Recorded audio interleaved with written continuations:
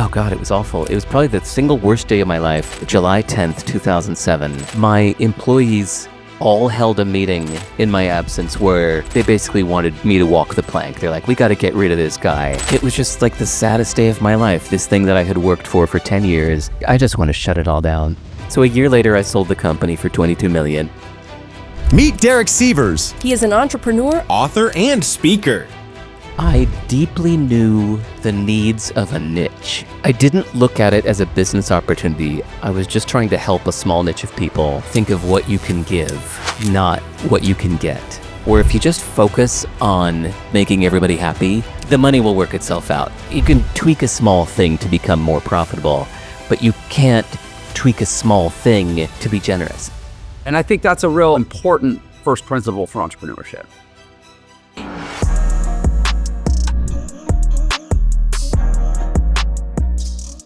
Welcome, everyone, to another episode of Unlock Your Potential. It's Jeff Lerner, your host. So excited to be back with you yet again, having amazing conversations with amazing human beings. Today, we are joined by Derek Sivers. So, Derek, actually, you guys, those listeners to the show know that I don't love lengthy bios. So Derek has done us a huge favor. And on his website, he says he has a little blurb called Me in 10 Seconds.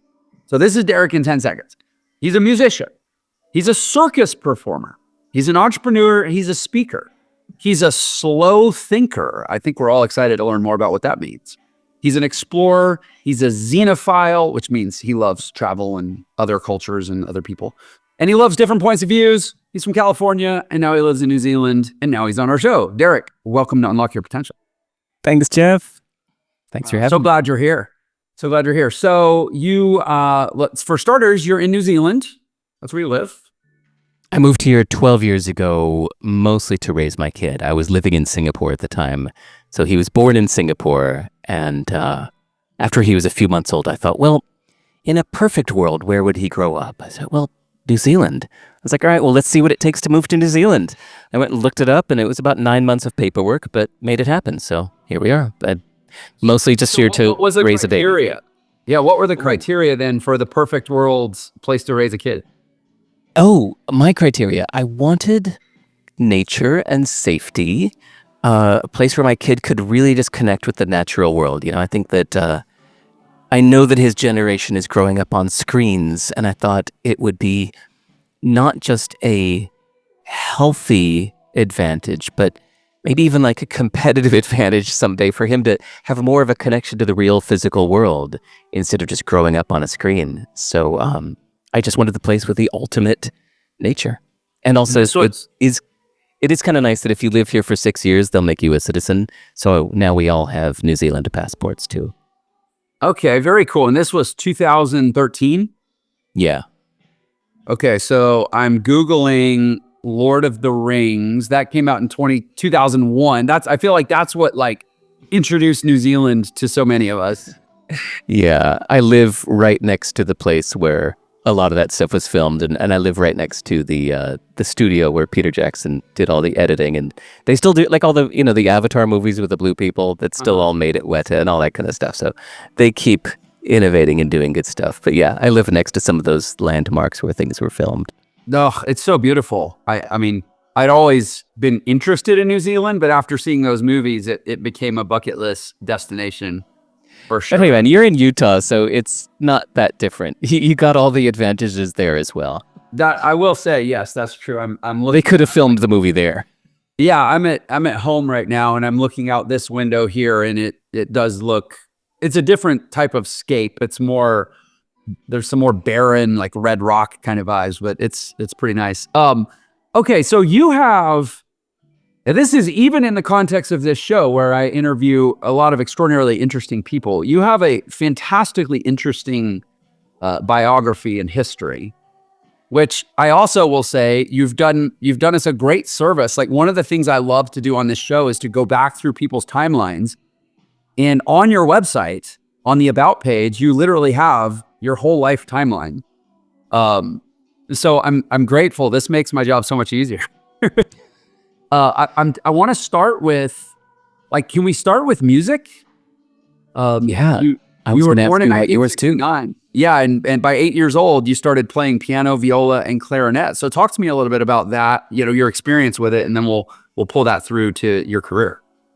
Um, it's nothing that interesting there. I think the only thing worth saying is that I'm glad that my mom just insisted you have to play something. She said, it's not an option. You have to play some instrument. She said, you could choose what. And so first I guess I did piano because we just had a piano in the house. And then in school, they came through and offered like an orchestra instrument. So I did viola for a bit and clarinet for many years. But oh man, when I heard heavy metal guitar, when I was an angry 13-year-old and I heard Iron Man, I went, oh, that is the sound of my soul. That's what I need. And so I got really into heavy metal guitar from the age of 13 to 28 or something like that. So yeah, I took it all the way. I went to Berklee College of Music. Actually, you know what? For your audience, here's one other interesting takeaway from this is there's a beautiful saying, some jazz musician, I don't remember which one, said, if you can learn music, you can learn anything. And my variation on that is that if you can learn how to practice and focus on something, it almost doesn't matter what it is. It will benefit you in so many aspects of your life. So in those teenage years, in the early 20s, when all my friends were just lost and getting drunk and doing nothing, I was just absolutely head down and diligent and focused. Like, I want to be a successful musician. This is all I want in life. I don't want to party. I don't want to bum around Europe. I want to be a successful musician. But, it could have been almost anything. It could have been wanting to be a weightlifter or a, archery master or anything.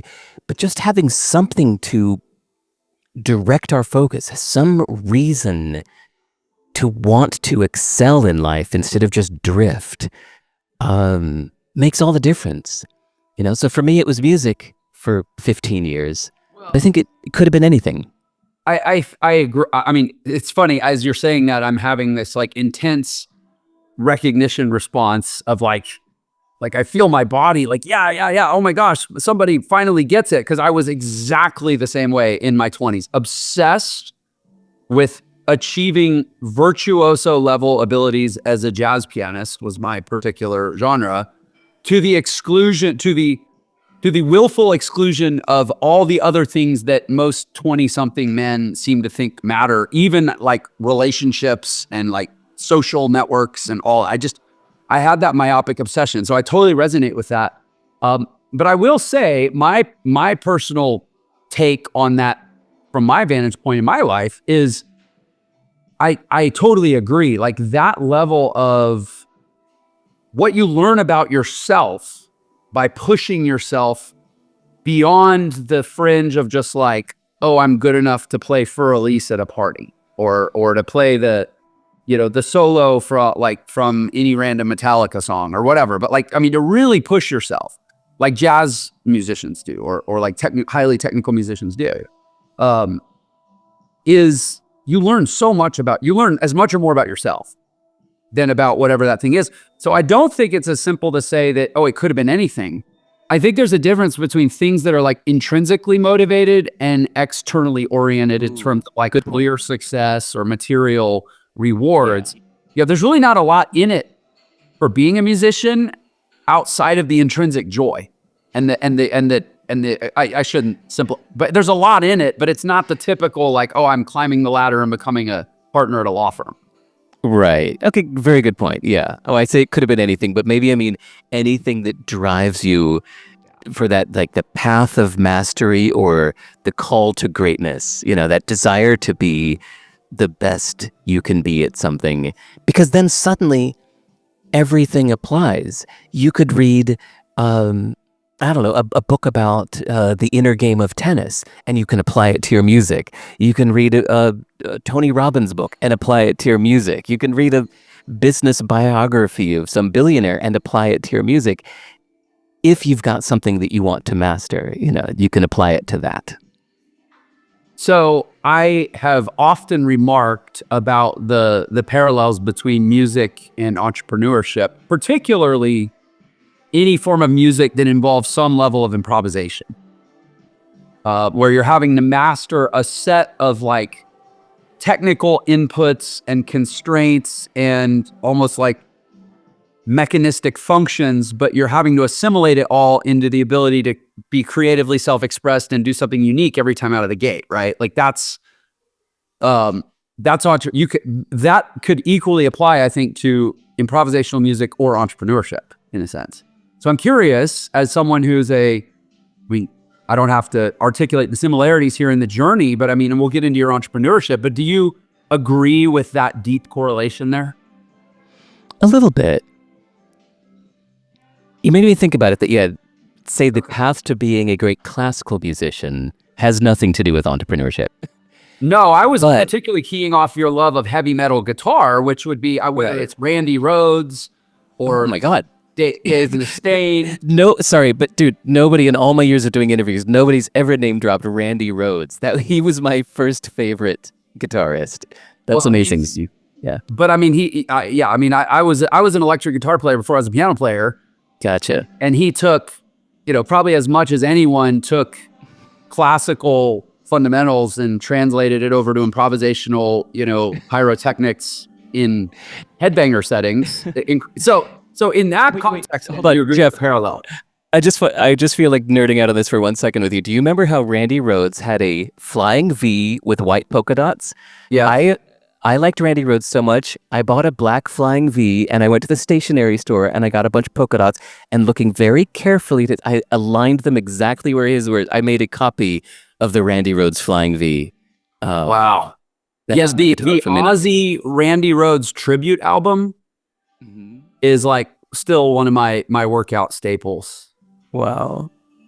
Anyway, okay, so back to the entrepreneurship angle, that I was thinking about it more as being the band leader. So like when I went off to Berklee College of Music, everything was up to me. I was the ambitious one. Everybody else just kind of wanted to be a good bassist. They wanted to be a good drummer. I was like, no, I want to put on great concerts. I want to have great shows. I want to write great songs. I want to make great recordings of the entire band. So it was always up to me to make everything happen, to book the venue, to find the musicians, to practice people, to get the recording hall, to get the rehearsal space. And years later, when I started CD Baby, I thought, oh, this is just more of the same stuff I've been doing for years with a band. Like, that's where it felt like, yeah, I've done this before. It's like, seeing a band leader, being an entrepreneur is the same thing. Yeah, I agree with that very much. And maybe there's an entrepreneurial way to approach being a highly technical musician that goes beyond just instrumental mastery. And like you said, you don't just want to spend all your time in the practice room. You actually want to go book a gig, and you got to put a band together, and you got to have a promo packet, and you got to do some more sort of entrepreneurial things. But I think a lot of it too is around, how do you enroll people? One of my favorite sayings in leadership is that influence is the ability to get people to do what you want for their reasons.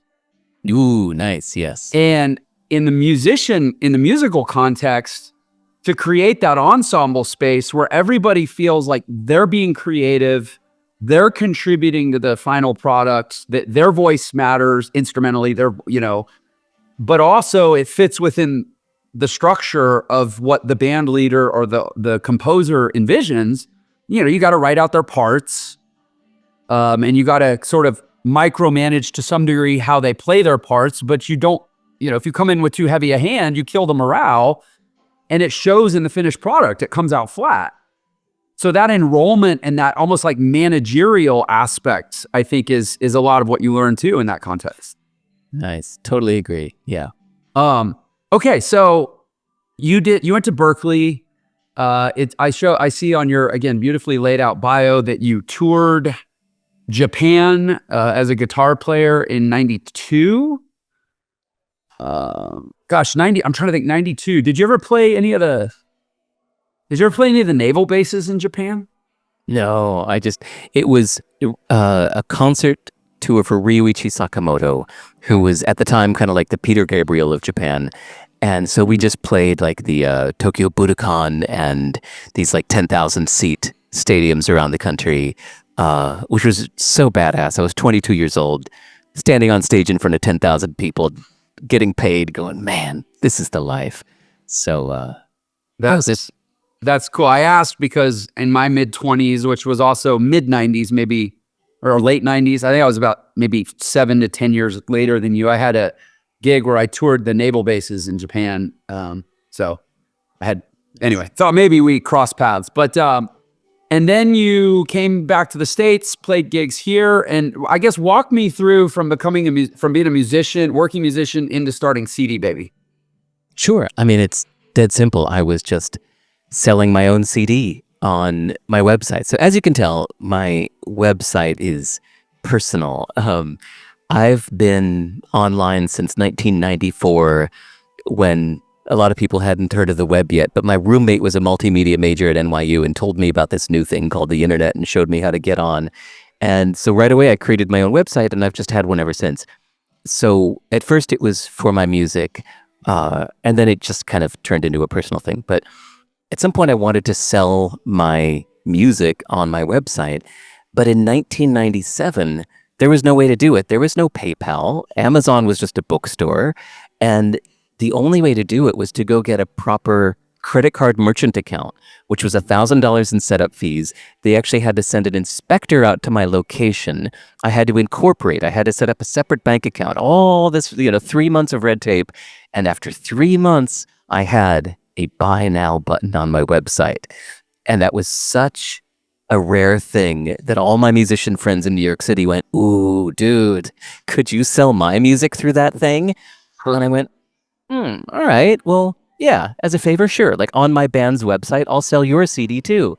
And then word got around, and then soon like friends of friends and total strangers were calling, and then some people put it in their newsletter, and pretty soon I was just getting, 5 people a day contacting me, asking me to sell their music. So I said, I think I better take this off my band's website. So I'm always so interested when I hear stories like this, and this is such a common theme on this show, on this podcast, where I talk to somebody who created a significant commercial success, basically because they took an action or a set of actions based on a desire, when both the set of actions and the desire were common to a very many people, or I should say were available to a very many people. The desire was common and the actions were available, but for some reason you did and a bunch of other people didn't. Yeah, I'm curious why. Like, what do you make of that? Okay, here's my take on it. I think it's because I deeply knew the needs of a niche. I think for most people, if you were to think of unsigned musicians, independent musicians who don't have a record deal, you'd think, they're broke. What are they going to do? Sell 5 copies? Not worth dealing with. Let's wait till they get a record deal on EMI. Let's wait till somebody else signs them to a big deal. Then we'll work with them. So because I was inside that niche, I wasn't looking at it like a big money opportunity. I just saw there were people that need this thing. And honestly, the early spirit of the internet, like I'm talking mid-90s, it was not commercial. There was no money trading hands. It was just this academic free sharing of information between people on news groups and mailing lists, and all of it was free. And so there was this spirit of like giving back to the web. Right? So I was doing this not even to make money. I didn't charge anything for the first few months. I was just doing this as a favor to my friends, as like my way of giving back to my community. And it was only after, total strangers were dumping CDs on me, I thought, maybe I should charge something for this. So I didn't look at it as a business opportunity. I was just trying to help a small niche of people that everyone else felt they weren't worth helping. Okay, so in the unique context of my world, you just said something so profound, and I'll explain what I mean. I run a platform called Entra, and we have thousands. I mean, we've had over 250,000 customers in 6 years, right? Of people coming in, buying some sort of course or training, looking usually for some sort of material shift in their life around how they make money. Like we have online business trainings and courses, how to start an online business. And we do a lot of personal development, and it's holistic too. It's not just business, but the point I'm making is most people come into Entre because, to your point, they want to make money or they want to do something because of what it's going to do for them. And so much of the work that we do with people is to try to shift that orientation, that entrepreneurship, the least important person in the entrepreneurial equation is the entrepreneur. Because unless you're planning to pay yourself, you're the only person you're not trying to raise capital from. You have to be obsessed with what's best for everybody else and about creating value and giving service and solving other people's problems. And that mindset shift is really hard for a lot of people when they come into it going, how do I get for me? You started around creating value and providing a service to others. And the financial piece, to quote Viktor Frankl, the success was not pursued, it ensued. And I think that's a real important first principle for entrepreneurship. Yeah, totally agree. It's coming in to think of what you can give, not what you can get. And then I call it, naively, I just call it the Tao of business, where if you just focus on making everybody happy, the money will work itself out. You can tweak a small thing to become more profitable, but you can't tweak a small thing to be generous and make people happy. That's a big thing. Yeah. So I think focus all your energy on making other people happy. But there's another thing we haven't mentioned yet. So jump forward 13 years. I sold CD Baby. I moved to Singapore just because I wanted to live somewhere new and exciting.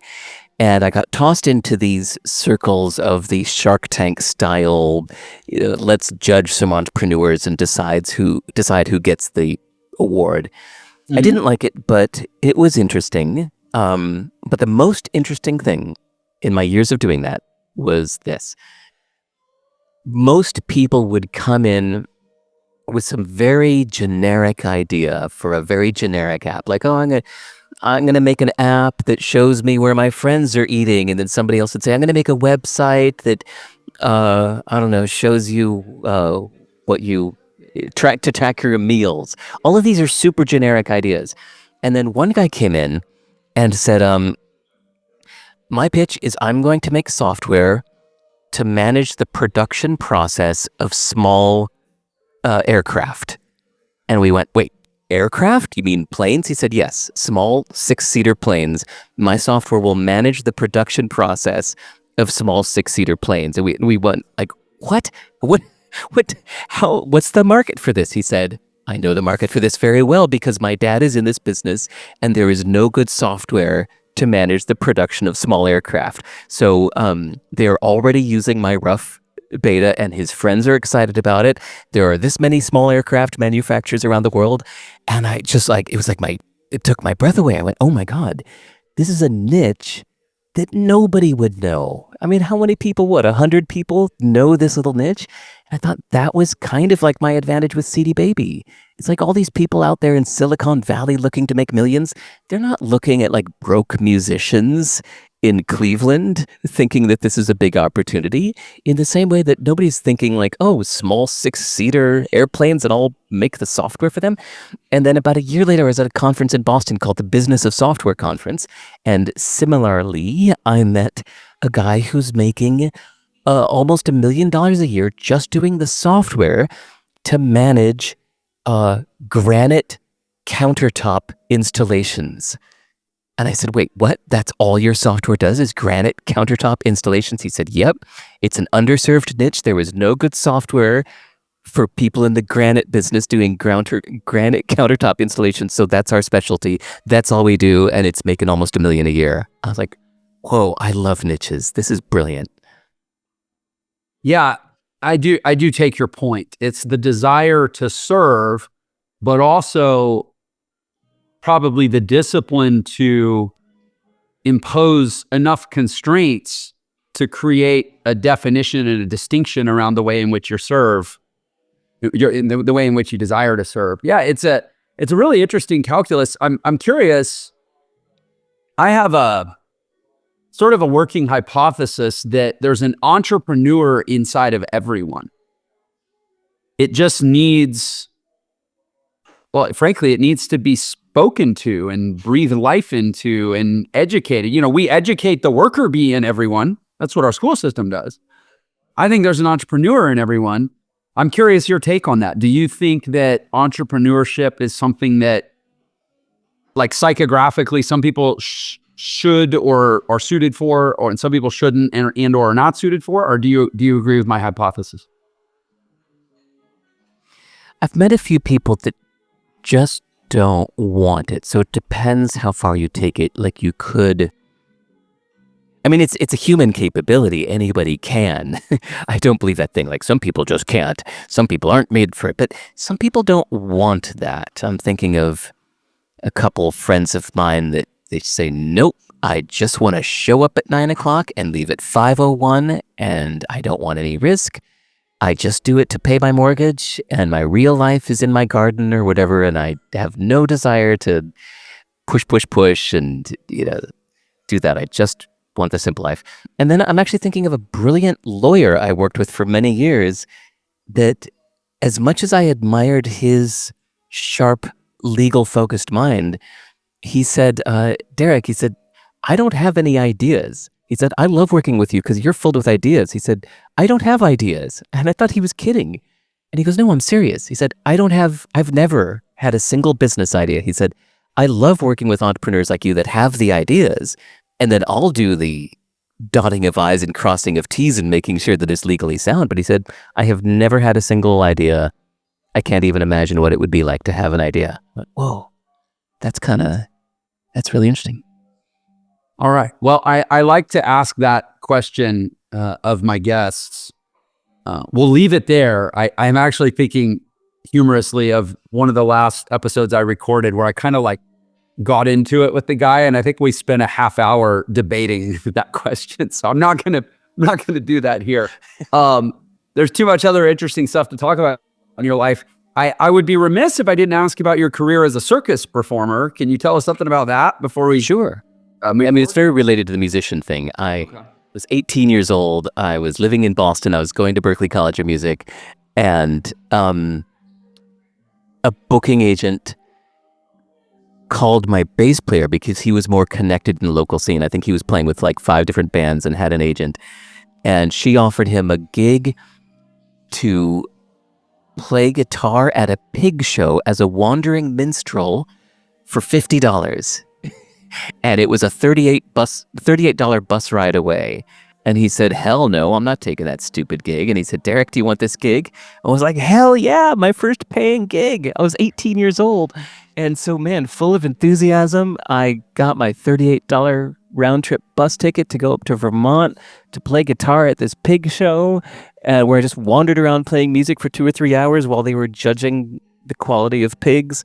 And I went back to Boston, and I was like, wow, my first paying gig. I was so happy.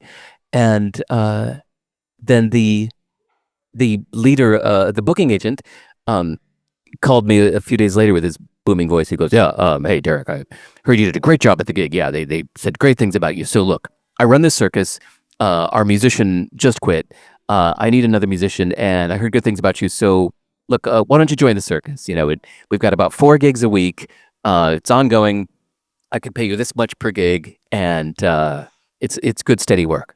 I went, oh my God, yes. So it's like, because I took the stupid pig show gig, that's how I got the job as the main musician of the circus, which turns out they didn't tell me till after I got the gig that the previous musician was also like the ringleader MC. So suddenly at the age of 18, I was the ringleader MC and lead musician of this whole circus that toured around New England.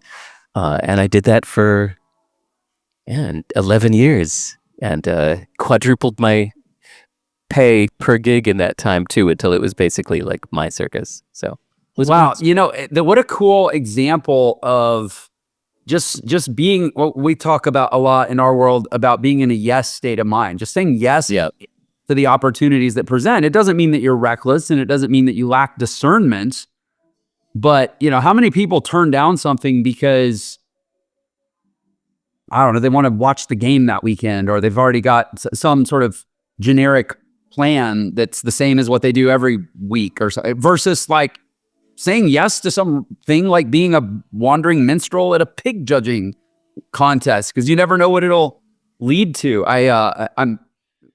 What comes to mind is a story where in college, a buddy and I wrote a musical as part of a workshop course in the theater program. And we started submitting it all around all these festivals, and we got rejected by like hundreds of musical theater festivals. And we got accepted to one in Minneapolis, Minnesota, kind of this random thing where we had to like put up our own money and hire actors and, basically create a production and drive everyone from Texas to Minneapolis. Huge exertion of effort to basically get to perform for 3 weeks to mostly empty houses, mostly empty rooms. But one random night, one random guy walks in who turns out is the inventor of the Breathe Right strip. Those things. Loves the show, ends up becoming a lifelong friend of mine, finds me backstage and ended up investing in other entrepreneurial ventures that I did over the years and became a mentor. And again, just because I said yes to something that there were a million reasons to say no to. And that a lot of people probably did. It's just, thank you for sharing your example of that principle. I love, by the way, I should interrupt here to say, a lot of people know me for my book called Hell Yeah or No, which came from an article called Hell Yeah or No, and apparently gets quoted even on Shark Tank and stuff like that. I kind of coined this phrase in, 2009. And so a lot of people come to me saying, yeah, man, you're the hell yeah or no guy. Say no to everything. I'm fresh out of college and I'm doing hell yeah or no, man. I get all these gigs coming my way. I'm just like, I'm just not feeling hell yeah about any of them. And I say, no, you've missed the whole point. Like, hell yeah or no is a specific tool for a specific situation when you're already overwhelmed with opportunity.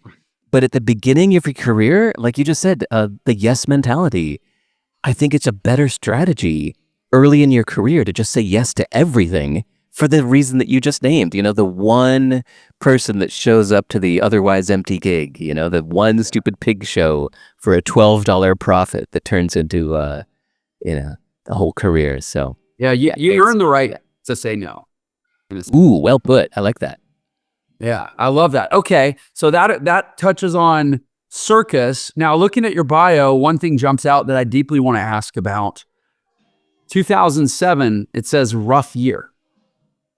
And it is, now I'll say it's hyperlinked to an article about the rough year, so I could look it up myself, but I'd love to hear you talk about, because our best things usually source from our worst things. Tell me about 2007. Actually, I'm curious. I haven't clicked that link in a while. When you click it, what is the headline of the article that it goes to? The page is called Loss. That's what I thought. Yeah. All right. Yeah, I haven't clicked that in a while. Kind of forgot about that. All right. So stick the bullets. It was a rough year. So go ahead and tell it. I haven't thought about it in a while, but yeah, 2007, I got divorced. And then I moved back to my apartment in Portland was under renovation, and they told me it was going to be done by the first week of July. So I got divorced the first week of July, and I moved back to Portland to what was supposed to be a completed renovated home. But oops, they were a few months behind schedule. So I spent a few months literally sleeping in the warehouse, in between racks of CDs, and sleeping on couches, and then oh God, it was awful. It was probably the single worst day of my life. July 10th, 2007. Sorry, July 7th, 2000. Yeah, July 10th, 2007. My employees all held a meeting in my absence where they basically wanted me to walk the plank. They're like, we got to get rid of this guy. And people that I thought were my good friends were yelling, yeah, fuck him. There was a recording of the meeting. And it was just the saddest day of my life. This thing that I had worked for 10 years, to hear the people that I thought were my good friends yelling about how to get rid of me. I was like, oh man. It's I just want to shut it all down. So I, that night, thought about my life, and I thought, I'm just not enjoying this anymore.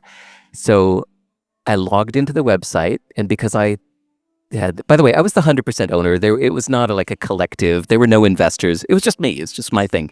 So I logged into the web server and I typed the command Apache control halt, which just shuts down the web server. And I was typing what was going to be the new homepage of cdbaby.com, which was going to say, thanks everybody, we're shutting down. We will fulfill this week's orders and then return everybody's CDs and goodbye. Because I was like, I'm not enjoying this anymore. I'm just going to shut it down. But I was typing this at like midnight and I was like trying to get the wording right, but I was getting tired. I was like, maybe I shouldn't be doing this at midnight. Let me return the web server back on and try to do this tomorrow. So I turned the server back on, and in the morning, a friend of mine called and she said, hey, how's it going? I said, well, since you asked, I'm thinking of just shutting down my company. She said, shutting it down? Wait, why would you shut it down? I said, because I'm sick of this shit. Like, I'm sick of the drama. I'm sick of the people. I just, either I could fire everybody and move it across the country and hire a new team, or just shut it down. I'm over it. And she said, dude, if you're going to shut it down, why don't you sell it? And I went, oh, sell it. I forgot that was an option. So I was like, oh, wow, thank you. She goes, yeah, don't leave money on the table. I was like, oh, right, money on the table. I forget to think in terms like that. So yeah, instead I decided to sell the company. But it was weird that, so a year later I sold the company for $22 million and a bunch of people said, hey, congratulations, man. That's so cool. But I was like, no, it's not cool at all. It's like somebody congratulating you for giving your kid up for adoption. It was like, this is my baby. I thought I was going to raise this thing. And instead I failed so badly that I had to give it up for adoption. I said, that's nothing to celebrate. But then that really bummed people out, so I stopped saying that. And nobody wants to hear that. Yeah. They just save it updated for the podcast. You're rich now. We can't feel sorry for you. Yeah, well, that's exactly what it is. Like, nobody wants to hear your sob story after you exited for $22 million. But I sometime when we're not recording a podcast, if we have occasion, I'll share. I'll commiserate with you about what it's like to. I guess the word mutiny comes to mind, to have the theme that you gestated kind of take on a life of its own and try to reject you. Yep. Yeah, that's tough. So you sold it, and obviously at that point had a lot of options. And wait, so when did you sell it? 2008, it says? Yep. Yeah. A year after the rough year, a year after that year of the divorce and sleeping on couches and the mutiny and all that stuff. And so a year later, people were saying, congratulations. What lesson would you take from and share with others from whatever experience led to that mutiny? Real quick, I want to let you know about my text message community. So I use text messages to provide unique value to my podcast listeners. These texts can just be random thoughts. It can be letting you be the first to know about an event I'm planning or some free training that I'm planning to host for the community. Just shoot me a text to get subscribed to the list. The number is 702-996-3926. Again, that number is 702-996-3926. Now let's get back to the podcast. Two things. First, I think if somebody is a bad apple in your team, if somebody's like a constant problem or just not happy, if they're just like kind of full of complaints, nobody ever said, I wish I had waited longer before letting that guy go. Right. It's just better to do it sooner. It's like if somebody's full of complaints and anger, it's not even anything personal against them. It's clearly just not a good fit for them. But there were some people that I fired that I felt so bad about doing it at the time, but they came back to me like 2 years later and thanked me for getting them out of a rut, Like this is clearly not a good fit. You're not flourishing. You're not thriving. If you're full of complaints, you should do something else. But unfortunately, I was trying to be nice, and so I didn't fire the rotten apples. And so that's basically what happened in 2007, is that the few discontents went around the whole company and kind of slowly convinced everybody that this, in fact, was a horrible place to work. And in fact, Derek's a horrible guy.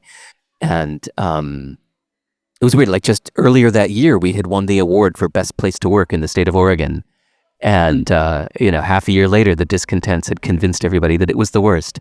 And that's what led to that mutiny. So, okay. So lesson number one, I wish I would have, and I highly recommend firing the bad fits as soon as possible. Number two. Maybe another way to say that is if people are unhappy, set them free. Yeah, exactly. It's a nice way to put it. Yeah. But then number two is, at least this is what works for me, to stop blaming others.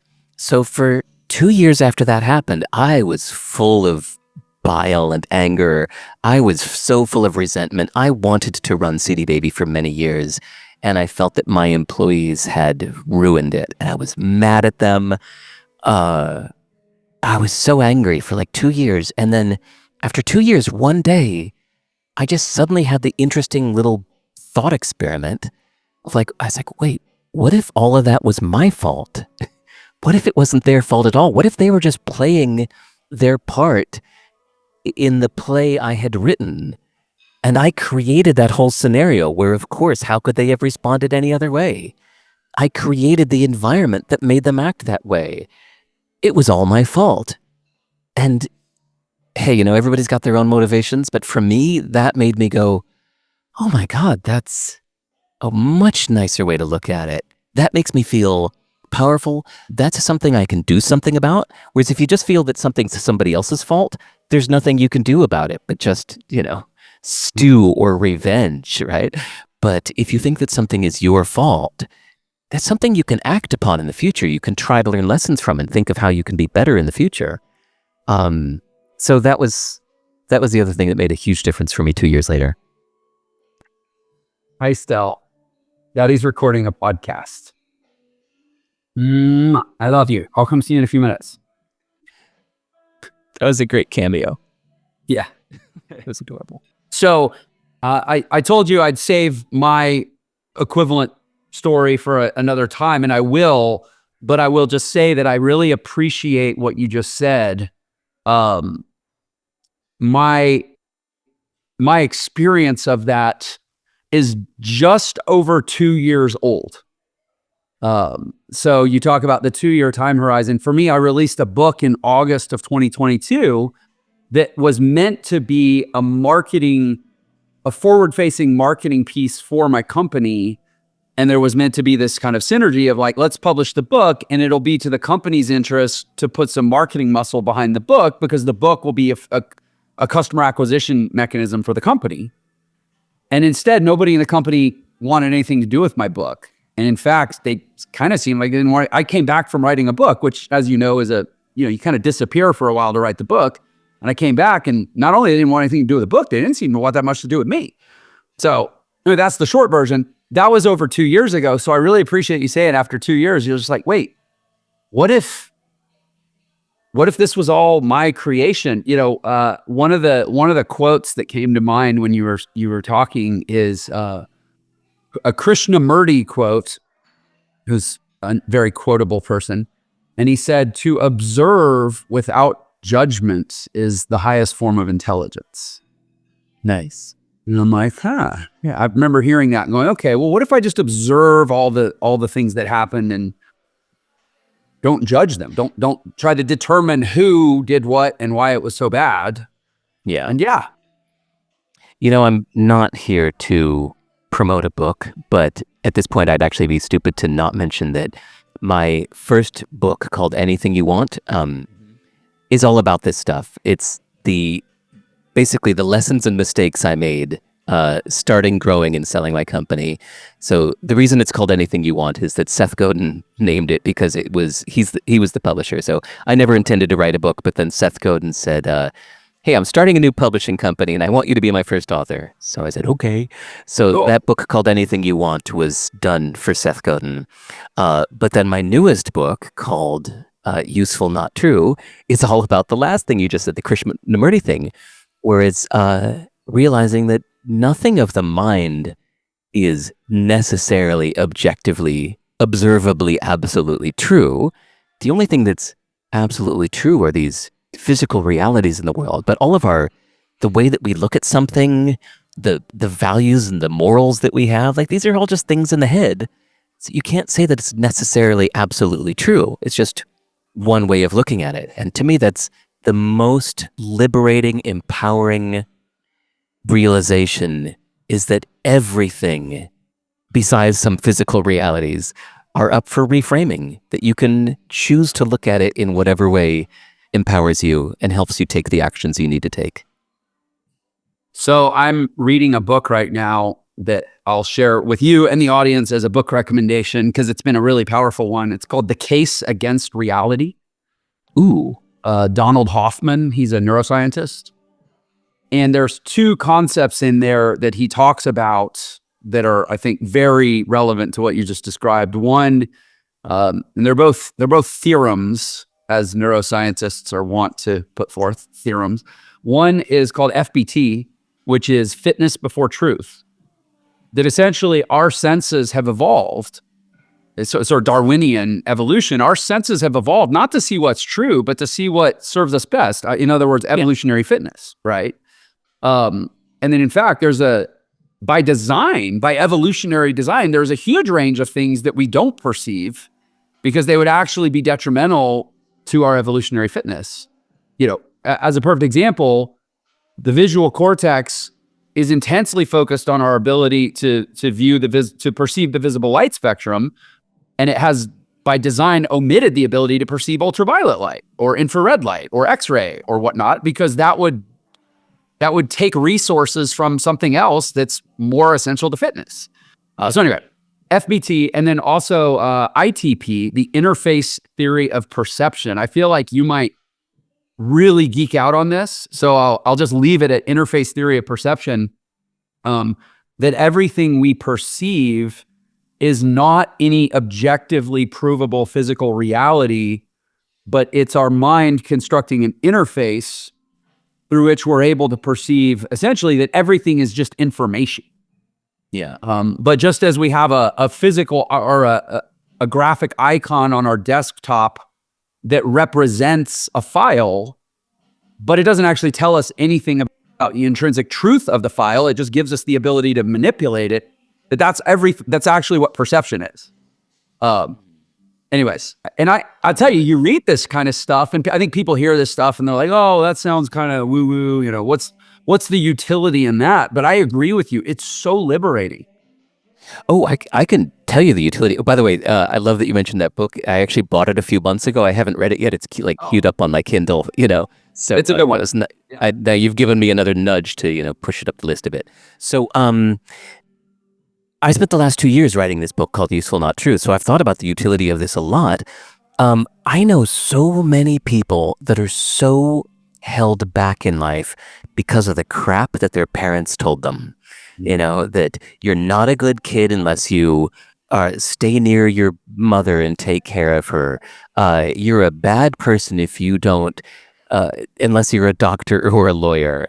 You need to always put your family first before this. You need to stay close to home and always this. You need to, or you're no good unless you're making big money. I don't care if you're following your dreams. That's stupid. You need to make money, or whatever. Everybody's got their own variations on this, but we grow up taking all of these things as truths. We think that they are just absolutely true. Our parents told it to us at the same time as they told us that rainbows are refracted light, and gravity makes objects fall to the ground, and you're a bad person if you don't give up your dreams to take care of your parents. It feels like an absolute truth, and so it's amazing and liberating and empowering to realize that none of these things are necessarily true. Like, yes, okay, gravity, that's true. Rainbows, refracted light, okay, that's true. As far as we know so far, maybe there'll be a shocking discovery in the future, but as far as we know today, that's true. But, you're a bad person if you don't follow your parents' wishes. It's just not true. You can understand their motivations. Like you said about the survival fitness thing, it's like you can understand why your parents have this belief because it serves them, but it's actually more of a wish on their behalf. It's not true. And so if you are liberated to realize that you can rethink these things, even people saying things like, you can't be a successful entrepreneur unless you have a co-founder, or you'll never make it big unless you get investors, or you need to be in Silicon Valley, or, these go on and on and on and on and on. Every person probably comes on your podcast too and says, well, Jeff, here, let me tell you, if you want to make it in this business, you got to do the following 3 things. But none of that is true. It's just one perspective. And it is so liberating to see the world through that eyes and just realize it's just one perspective. It's not the only way. Well, I'd appreciate you teeing me up to say, and this is why my wife and I host a workshop where, among other things that we do, we dig into core beliefs, we dig into family rules, because what we find is that you can't unlock people. Like the point of our workshop is ultimately, it's not, this is an oversimplification, but essentially we want to help people find a purpose, find their unique purpose that they can live out as a basis for a professional life, not just like a money draining hobby on the side, which is how a lot of people think of purpose. It's like, oh, that's the stuff I do with my extra time that doesn't make money. And it's like, no, you can create an abundant purpose that actually feeds and fuels your life, but you can't as long as you're constrained within these core beliefs that are built on what we call family rules. Then unless you sort of objectively probe and pressure them and challenge them and figure out what you believe, not just what somebody else downloaded to you before you knew it was happening, you can't really find your purpose because you haven't even found yourself. Yeah. So anyways, thank you for giving me a little room to plug that. Because one thing I deeply want to ask you about, and you sort of scratched at it earlier when you said, oh yeah, I forgot I could sell my company. A lot of entrepreneurs or just anybody listening would be like, bro, come on. You're really trying to convince us that you had this multi-million-dollar business and it escaped you, that you could capture all that value, and instead you were just going to shut it down. But what I happen to know about you is that you are active. I think you're self-professed minimalist. Tell me if I'm wrong about that. But like you really sort of actively eschew that external material orientation. And I might be misrepresenting this, but like, tell me about this kind of minimalism thing that you're associated with. I was not always a minimalist, but I felt the pain of having too much stuff. I moved house every year or 2 for many years. And every time I did, I had to pack up all this crap and pack it into a moving van, and then unpack all this crap. And the last time I packed up all that crap was when I moved from New York City to Portland, Oregon, where I was moving CD Baby into a bigger warehouse. And the company was just booming at the time. And I was so busy that I put all my crap into storage, and I stayed at a temporary furnished apartment because I was just so busy with work. I just thought, all right, here's a pre-furnished apartment. It was actually my grandma's guest cottage. I stayed in my grandma's guest cottage and kept all my stuff in storage until I could just have the time to go find myself a real house. Well, 6 years later, I was still living in that guest cottage, and all my stuff was still in storage. And I thought, you know what? I haven't used it for 6 years. I'm just going to give it all away. So I told my 85 employees, like, all right, everybody, go help yourself to my storage. Because it was mostly like my musical equipment. It was like my guitars and bass and speakers and amplifiers and mixing decks and, reel-to-reel tapes and reverbs and all that stuff. So I just let everybody have it. And I was left with just, one suitcase of belongings. I was like, yeah, I'm good. And so I think it's not from some kind of dogmatic, I should be this way feeling. It's more just noticing, in fact, that I'm just happier when I'm not having to look after a lot of crap. So That's okay. That's about minimalism itself. But I think the more universal lesson for anybody listening is to just know yourself well enough to know what you actually want, no matter what people say you should want, right? Because there are going to be people telling you that you should be a billionaire. In fact, you're not living to your full potential unless you're a billionaire. And there'll be people saying you're not, you should have a big team of people, or you should be leaving a legacy, or you should be famous, or you should be, I don't know, the list goes on. But you have to know what part of this excites you the most. Because maybe you do want to be famous, and maybe fame just actually excites you more than the money itself. And you have to just know this about yourself and feel okay about it, because it may be the opposite. You might decide that, you know what, money is all that matters. I don't want the fame. I'll let somebody else take the spotlight. I just want to be the person behind the scenes making more money, right? So I lived in Los Angeles for many years, and the richest, nicest houses in Los Angeles are not the famous movie stars. It's the producer that you've never heard of, because the movie star is famous because it's the person who chooses the spotlight over the profit, whereas the producer is richer because he lets somebody else take the spotlight. He's happy to just take the profit, thank you. Or maybe you really do want to leave a legacy and put your name all over things. But no matter what you choose, somebody will always tell you that you're wrong, that you should not be valuing that you should be valuing something else. And you just have to confidently know yourself well enough to know, this is what works for me. This makes me happy. And for me, there's just a certain way I like to live, which is quite lightweight and burden-free. And this is just how I like to be. So I learned the hard way. I don't want employees. I don't want investors. I don't want to be beholden to anybody else. The less responsibilities, the better. The less stuff, the better. I like to move house every year or two. I still do after all these years. I just like moving. This is what makes me happy. And so yeah, when I sold my company, I thought this is what you were going to get at. Some people think this is very weird about me, but if you know me, it just makes congruent sense. Is that when I had this deal to sell my company for $22 million, my lawyer said, well, congrats, man. What are you going to do with the $22 million? I said, I've thought about it a lot, and I'm just going to give it away. And he goes, what? Are you serious? I said, yeah. He said, how serious? I said, very. He said, like irrevocably, you will never change your mind in your whole life serious? I said, yeah, I'm very congruent about this. And he said, well, in that case, he said, I actually used to be in tax law years before I met you. He said, there is something in U.S. tax law where right now, before the company is sold, we can transfer the entire company into a charitable trust. It's irrevocable and irreversible, but it means that the entire $22 million will go to charity and it will never touch your hands. Is this really what you want? I said, absolutely. Because otherwise it would be like the 22 million would come to me, 7 million would go to taxes, and I'd only be able to give 15 million to charity.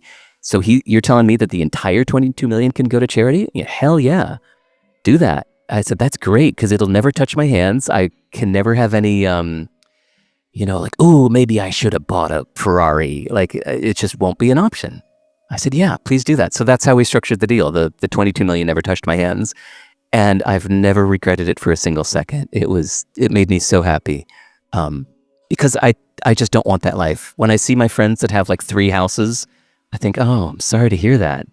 That must suck. It's people with 6 cars. I'm like, that sounds like a drag. It's just not the life I want. So I just know myself well enough to know what I want and what I don't want. I'll share something with you that you may know, but if not, I suspect you'll find it interesting, and I think the audience may as well. So the word to own something. I'm a big word nerd. I like to look up words and where they come from. The word to own something comes from an old English word, agan. And agan does not mean ownership. It actually means debt. To owe is to own. Nice. The same word. And so when we own something in a traditional sense, like we think we own it, we don't. we now have a burden to take care of it. We owe it. And it's baked into the history of the word ownership. So I think there's so much truth buried in word origins. That's why I like to look them up. Agree. Okay, so now you live in New Zealand. Are you still avowedly minimalist? Pretty simple situation. I mean, we all, I love teas, so I actually have like 18 kinds of teas stacked up on my counter, and I rotate them every day. So it's like, I'm not like a dogmatic minimalist that thinks that this is the way to be. But I just, I'm wearing my only pair of pants right now.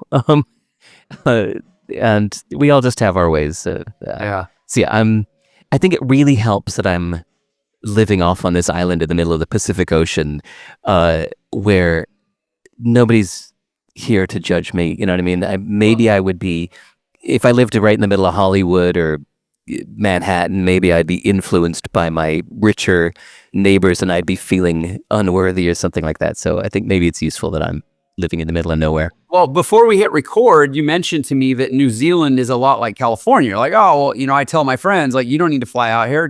It's like California. But let's be honest, it's also not at all like California based on what you just said.